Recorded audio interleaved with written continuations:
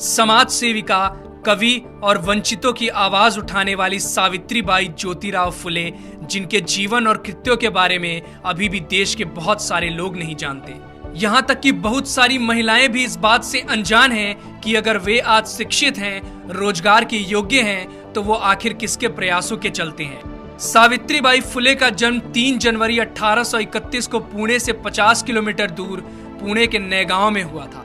1840 में 10 वर्ष की उम्र में उनका विवाह ज्योतिराव के साथ हुआ था, जो कि उस समय 13 वर्ष के थे।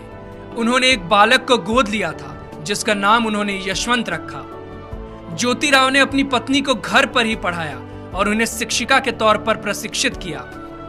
बॉम्बे गार्जियन के 22 नवंबर 1851 में प्रकाशित एक खबर के अनुसार उनकी आगे की शिक्षा की जिम्मेदारी ज्योतिराव के मित्र सखाराम यशवंत परांजपे और केशव शिवराम भावलकर ने संभाली। सावित्रीबाई फुले भारत की पहली महिला अध्यापिका थीं। घर की देहरी लांघकर बाहर पढ़ाने जाने के उनके इस कदम से आधुनिक भारतीय महिला के सार्वजनिक जीवन का प्रारंभ होता है।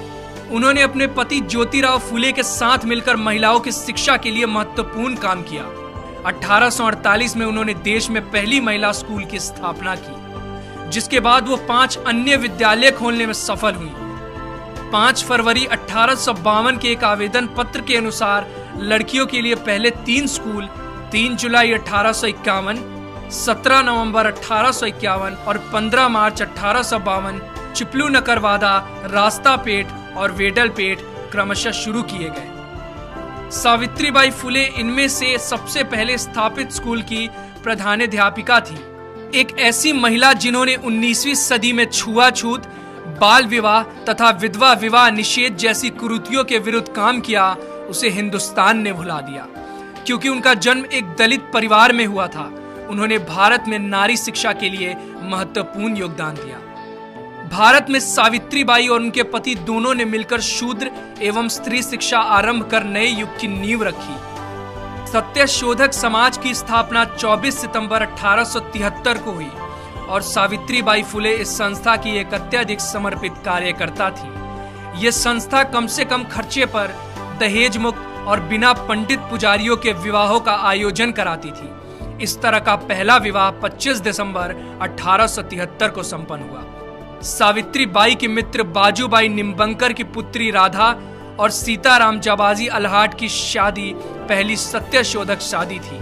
इस ऐतिहासिक अवसर पर सावित्रीबाई ने स्वयं सभी खर्चे वहन किए। इस प्रकार के विवाहों की पद्धति पंजीकृत विवाहों से मिलती जुलती होती थी, जो आज भी भारत के कई भागों में पाई जाती है।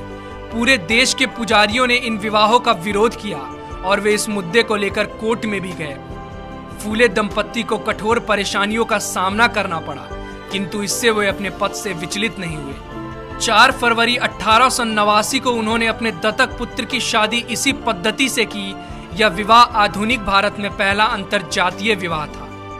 सावित्रीबाई पूरे देश की महानायिका हैं। जब सावित्रीबाई कन्याओं को पढ़ाने के लिए जाती थी, तो रास्ते में लोग उन पर गंदगी, कीचड़, गोबर, विष्ठा तक फेंका करते थे, जिसके कारण वो एक साड़ी अपने थैले में लेकर चलती थी और स्कूल पहुंचकर गंदी हुई साड़ी को बदल लेती थी। महात्मा ज्योतिबा फुले की मृत्यु सन 1890 में हुई। तब सावित्रीबाई ने उनके अधूरे कार्यों को पूरा करने के लिए संकल्प लिया। अगले साल 1857 में प्लेग की भयंकर महामारी फैल गई। पुणे क्षेत्र में प्रतिदिन सैकड़ों लोग इस प्रकोप में मर रहे थे। सावित्रीबाई ने यशवंत को छुट्टी लेकर आने को कहा और यशवंत के लौटने पर उनकी मदद से उन्होंने सासने परिवार के खेतों में एक हॉस्पिटल खुलवाया। वे बीमार लोगों के पास जाती और खुद ही उनको हॉस्पिटल तक लेकर आती। हालांकि वो जानती थी कि एक संक्रामक बीमारी है, फिर भी उन्होंने बीमार लोगों की सेवा और देखभाल करना जारी रखा।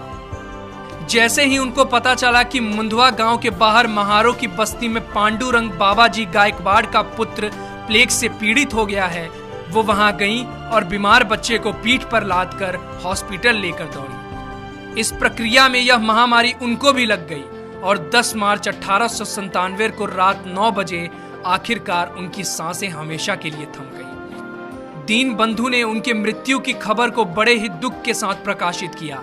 जो लोग पीठ पर अपने पुत्र को बांधकर दुश्मन से लड़ती हुई लक्ष्मीबाई की बहादुरी का गुणगान करते हैं, उन्होंने इस महिला की बहादुरी को पूरी तरह से नजरअंदाज कर दिया है, जिसने अपनी पीठ पर लादकर एक बीमार बच्चे को बचाया। उनका पूरा जीवन समाज में वंचित तबके, खासकर महिलाओं और दलितों के अधिकारों के लिए संघर्ष में बीता।